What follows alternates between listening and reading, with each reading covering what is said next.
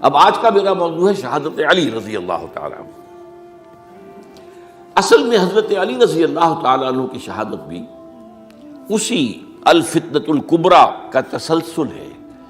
وہ جو عبداللہ ابن سبا کا پیدا کردہ عظیم ترین فتنہ تھا، اسی کا ایک نتیجہ حضرت علی کی شہادت بھی ہے، لیکن وہ بات ذرا تفصیل سے سمجھنی ہوگی۔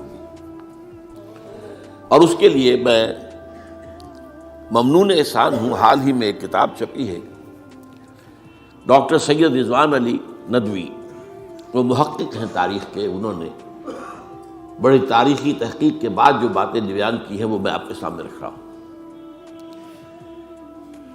عرب میں جنوب مغرب کی کونے میں، جہاں یہ یمن بھی آباد ہے، اس کے اوپر نجران ہے، اسی علاقے میں یمامہ کا علاقہ کہلاتا ہے۔ یہاں ایک قبیلہ آباد تھا، بنو تمیم۔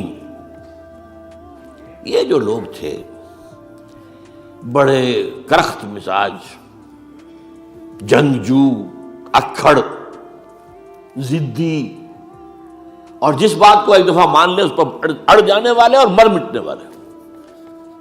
یہیں سے فتنہ پہلا اٹھا تھا، سب سے بڑا جو نئے جھوٹے نبی کھڑے ہوئے تھے ان میں سب سے بڑا تو مسیلمہ کذاب تھا، یہی تو علاقہ تھا۔ اور اس کے خلاف اس فتنے کی سرکوبی میں کتنے صحابہ، 1200 صحابہ ایک جنگ کے اندر شہید ہوئے، جن میں 500 جو ہیں وہ حفاظ تھے رضی اللہ تعالیٰ عنہ اجمعین۔ تو یہ لوگ جو یہ تھے بڑے زوردار تھے۔ اس قبیلے کے بارے میں حضرت عمر رضی اللہ تعالیٰ عنہ نے ایک بڑی عجیب حکمت عملی اختیار کی۔ ان کو وہاں سے اکھاڑ کر اور ایران کی سرحدوں پر آباد کر دیا، اب جہاں پر جہاد ہو رہا تھا، تاکہ ان کے اندر جو یہ جنگجوئی ہے یہ اب اس مقصد کے لیے استعمال ہو، اب وہ دارالاسلام کی توسیع کے مقصد کے لیے استعمال ہو، اور وہ ہوئی۔ حضرت عمر نے 2 چھاؤنیاں بنائی تھی رضی اللہ تعالیٰ، کوفہ اور بصرہ، کیونکہ ظاہر بات ہے کہ اب جو اسلام کا دائرہ پھیل رہا تھا اور اسلامی حکومت پھیل رہی تھی، اور زیادہ تر جو ہے مشرق کی طرف پھیل رہی تھی، ایران اور خراسان وغیرہ کی طرف۔ تو اب مدینے سے اس کا کنٹرول اتنا آسان نہیں تھا، فاصلہ تھا، تو چھاؤنیاں بنائیں تاکہ یہ اس سرحد کے اوپر یہ موجودہ مرکز رہے، یہاں فوجیں موجود رہیں، کہیں کوئی بغاوت ہو تو اس کو کچلنے کے لیے وہ قوت فوری طور پر دستیاب ہو سکے۔ یہ لوگ ہیں کہ جو عبداللہ ابن سبا کی فتنے سے سب سے زیادہ متاثر ہوئے۔ ان کی مزاج میں وہ کجی تو تھی نا۔ حضرت عمر بھی ان کا جو ایک مضبوط کنٹرول تھا انہیں دبائے رکھا ہے، اور ان کا رخ جو ہے ایک دوسری طرف موڑ کر اس سے اسلام کو فائدہ پہنچایا۔ لیکن اس کے بعد جب فتنہ جو آیا یہ عبداللہ ابن سبا، تو سب سے بڑھ کر یہی لوگ اس کے ماننے والے، اور انہی میں سے وہ لوگ تھے جنہوں نے جانیں بھی دے دی ہیں، جنہیں حضرت علی نے زندہ جلایا ہے، اس لیے کہ وہ کہتے تھے کہ علی خدا ہے۔ اے علی تم خدا ہو، تم ہمیں آگ میں جلا رہے ہو، یہ تو تم ہمارا امتحان لے رہے ہو۔ وَلَنَبْلُوَنَّكُمْ بِشَيْءٍ مِّنَ الْخَوْفِ وَالْجُوعِ وَنَقْصٍ مِّنَ الْأَمْوَالِ وَالْأَنفُسِ وَالثَّمَرَاتِ۔ اب وہ اس آیت کو اپنے اوپر منطبق کر رہے ہیں۔ تو یہ جو کرخت لوگ تھے، انہوں نے در حقیقت جو ہے عبداللہ ابن سبا کے کردار میں سب سے بڑا رول پلے کیا، اور انہی کے ہاتھ میں حضرت عثمان شہید ہوئے رضی اللہ تعالیٰ۔ اور اس کے بعد انہوں نے حضرت علی رضی اللہ تعالیٰ عنہ کو اپنے گھیرے میں لے لیا، کیونکہ انہی کی کثیر تعداد موجود تھی مدینے میں جب حضرت عثمان شہید ہوئے۔ اس کے بعد اب ظاہر بات ہے کہ کوئی نہ کوئی تو خلیفہ ہونا چاہیے تھا۔ حضرت طلحہ سے کہا گیا، انہوں نے معذرت کر لی، حضرت زبیر سے کہا گیا، انہوں نے معذرت کر لی۔ اب ظاہر بات ہے کہ حضرت علی آخر امت کو چھوڑا تو نہیں جا سکتا تھا بغیر امام کے، انہوں نے قبول کر لی، اگرچہ حضرت حسن روکتے رہے کہ ابا جان یہ ان لوگوں کی بیعت جو ہے آپ قبول نہ کیجیے۔ حضرت حسن تو ان میں سے ہیں جو حضرت عثمان کے دروازے پر کھڑے تھے پہرے دار کی حیثیت سے، حسن اور حسین رضی اللہ تعالیٰ عنہ، انہیں تو معلوم تھا فتنہ جو کون لوگ ہیں۔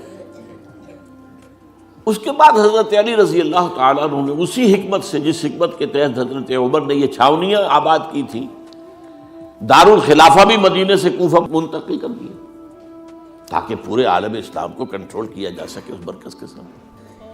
اس کا نتیجہ یہ نکلا کہ اب گویا کہ حضرت علی کے گرد ان لوگوں کا گھیراؤ مکمل، کوفے میں یہی تو آباد تھے، کوفی یہی تو تھے، حضرت عمر نے انہیں لا کے یہاں آباد کیا تھا۔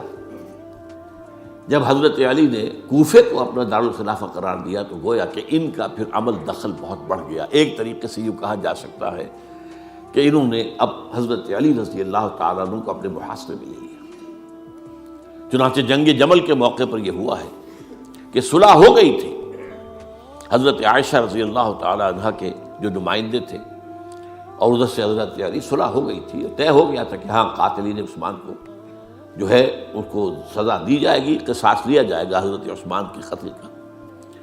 لیکن ان لوگوں نے 10,000 آدمی کھڑے ہو گئے کوفے کے اندر، ہم سب قاتل ہیں عثمان کے، لوگ قصاص ہم سے اگر لے سکتے ہو، جس کے نتیجے میں اور انہوں نے جنگ شروع کر دی۔ اور جب جنگ شروع ہو جائے تو پھر اس کے بعد تو کوئی نہیں دیکھ سکتا کیوں شروع ہوئی، کیسے شروع ہوئی، کس نے شروع کی۔ اب تو یا مارو یا مرو، دو ہی باتیں ہوتی ہیں۔ 10,000 مسلمان ایک رات میں شہید ہوئے جنگ جمل میں۔ اب اس کے بعد حضرت علی رضی اللہ تعالیٰ عنہ کی خلافت جو ہے حضرت امیر معاویہ نے ماننے سے انکار کر دیا۔ جب تک قاتلین عثمان کو سزا نہیں دیتے ہم بیعت نہیں کریں گے۔ یہ نہیں کہ دعویٰ کیا ہو کہ میں خلافت کا حقدار ہوں، یہ نہیں، لیکن یہ کہ آپ کو ان کو سزا دینی چاہیے۔ اب یہ تھا وہ مخمصہ جس میں حضرت علی رضی اللہ تعالیٰ عنہ وہ فرماتے تھے کہ میرا ساتھ دو تو میں ان قاتلین عثمان سے سزا جو ہے ان کو سزا دے سکوں۔ ادھر انہیں پتا تھا کہ میں سرنڈر کرتا ہوں تو مجھے علی تک تو پہنچنے کوئی نہیں دے گا، راستے میں ختم کر دیں گے رضی اللہ تعالیٰ عنہ۔ تو یہ پیچ تھا ایک جو ایسا پڑا ہے۔ اب اس میں جب حضرت معاویہ اور حضرت علی کے مابین فیصلہ کن جنگ ہوئی، جنگ صفین جسے کہتے ہیں، جس میں 70,000 مسلمان ایک دوسرے کی تلواروں، تیروں، نیزوں سے قتل ہوئے۔ اس موقع پر حضرت معاویہ کی طرف سے ایک آفر آئی، قرآن مجید کو نیزے پر اٹھا کر لوگوں نے کہا کہ یہ خون ریزی بند کر دو، ہم قرآن کا فیصلہ ماننے کو تیار ہیں۔ حضرت علی دیکھ رہے تھے کہ یہ اصل میں میری فتح کو شکست سے بدلنے کا پروگرام ہے، تقریباً فتح میری ہو چکی ہے، لیکن یہ جو طبقہ تھا یہ انہوں نے کہا نہیں بڑی ٹھیک بات کہہ رہے ہیں، وہ مانیے ان کی بات، جنگ بند کی۔ انہوں نے ہی یہی لوگ تھے جنہوں نے مجبور کیا حضرت علی کو کہ وہ تحکیم پر رضامند ہو جائے۔ اس کے بعد تحکیم میں جو معاملہ ہوا، حضرت علی حضرت عبداللہ ابن عباس کو اپنی طرف سے حکم بنانا چاہتے تھے، یہ اڑ گئے نہیں۔ یہ اڑ جانے والے لوگ، اور یہی اصل قوت تھے، وہاں ساری طاقت تو انہیں کی تھی۔ تو انہوں نے ابو موسیٰ اشعری کو اپنی طرف سے مقررہ، وہ بہت نرم خو آدمی تھے، انہیں بناؤ۔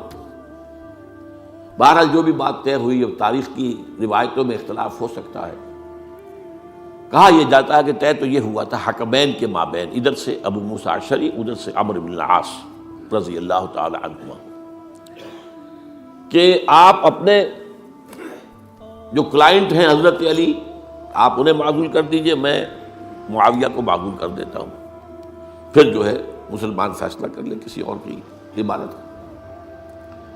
انہوں نے کھڑے ہو کے کہہ دیا میں علی کو معزول کرتا ہوں، اور عمرو بن العاص نے کہا کہ میں معاویہ کو قائم کرتا ہوں۔ اب یہ ہے روایت، واللہ عالم اس میں کتنا سچ ہے کتنا جھوٹ ہے، میں کوئی مورخ نہیں ہوں، میں کوئی تاریخ کا محقق نہیں ہوں۔ اس کے بعد جو ہے اب یہ لوگ انہوں نے کہا کہ مانیے تحکیم کو، اور جب انہوں نے حضرت علی نے اس تحکیم کے فیصلے کو ماننے سے انکار کیا تو باغی ہو گئے، حضرت علی کو کافر قرار دیا،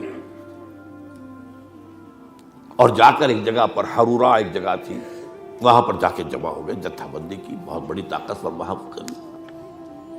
انہوں نے طے کیا کہ علی بھی کافر ہو گیا، معاویہ بھی کافر ہو گیا، عمرو بن العاص بھی کافر ہو گئے، سب کافر ہیں۔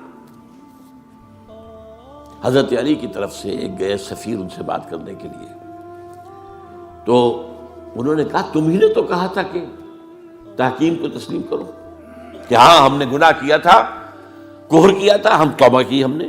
اگر علی بھی مان لے کہ میں نے مان کر کفر کیا تھا اب میں توبہ کرتا ہوں تو ہم ان کی بات مان لیں گے. اب حضرت علی اس طرح کا جھوٹ کیسے بولتے ہیں؟ انہوں نے تو کوئی کفر نہیں کیا تھا. بہرحال انہوں نے پھر بھی نرمی برتی کہ دیکھو اگر تم کوئی خونریزی نہیں کرو گے، فساد نہیں مچاؤ گے تو میں تمہیں کچھ نہیں کہوں گا.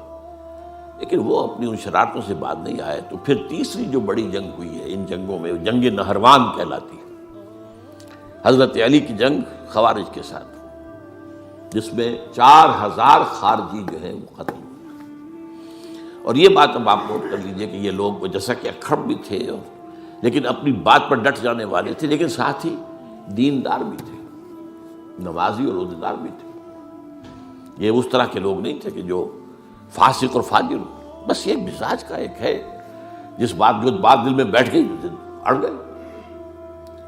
تو یہ اصل میں انہوں نے پھر فیصلہ کیا کہ اور تو ہمارے بس میں اب کچھ نہیں ہے، ان تینوں کو قتل کر دیا جائے، علی کو بھی اور معاویہ کو بھی اور عمرو بن العاص کو بھی. تو ایک جگہ ان کی سازش ہوئی، 3 آدمی معین ہو گئے، ایک ہی وقت کا طے فیصلہ ہو گیا، فلاں تاریخ کو فجر کے وقت تم جاؤ، وہ تم کوفے کی جامع مسجد میں، جب علی نماز جماعت کرا رہے ہو خنجر مارو انہیں. اور یہ اس کا نام ابن ملجم تھا، خارجی، یہ وہی لوگ بنو تمیم کے لوگ. دوسرا جو تھا وہ دمشق میں حضرت معاویہ کو قتل کرنے شہید کرنے کے لیے پہنچ گیا. تیسرا مصر پہنچ گیا حضرت عمرو بن العاص کو. اب یہ بات اللہ کی طرف سے ہے، یہ تو اس کی مشیت ہے، اس کا فیصلہ ہے. حضرت علی پر وار کارگر ہوا، اب شہید ہو گئے. حضرت معاویہ پر وہ وار ذرا اوچھا پڑا، زخمی تو ہوئے لیکن آپ کی جان بچ گئی. عمرو بن العاص اس روز مسجد میں کسی معذوری کی وجہ سے، عذر کی وجہ سے فجر میں آئی نہیں سکی، لہذا حضرت علی کی شہادت ہو گئی. اب یہ ہے اصل پس منظر، کن لوگوں نے کیا شہید، اصل میں وہ سمجھ لینے کی بات ہے. یہ خوارج نے شہید کیا، لیکن خوارج کا فتنہ سبائی فتنے ہی کا آف شوٹ ہے، اسی کے ذیل میں ہے، اسی کی ایک شاخ ہے، اسی کا ایک نتیجہ ہے.